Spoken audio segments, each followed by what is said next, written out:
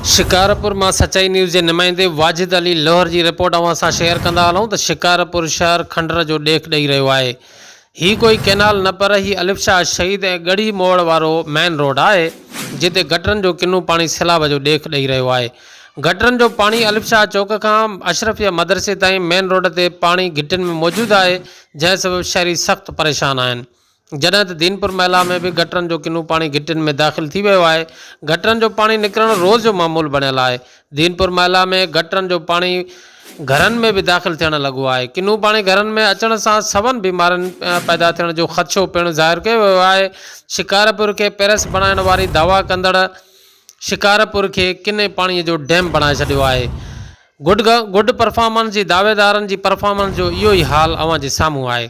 शहर की करोड़ों रुपयन की बजट मनपसंद कमन में तीन वाल कई वने थी। शहर जो को भी पुरसान हाल ना है। शहर के सुजान धुरन पारा शदीद गमो गुस्से और तशवीश जो इजहार पिणु कयो वियो आहे।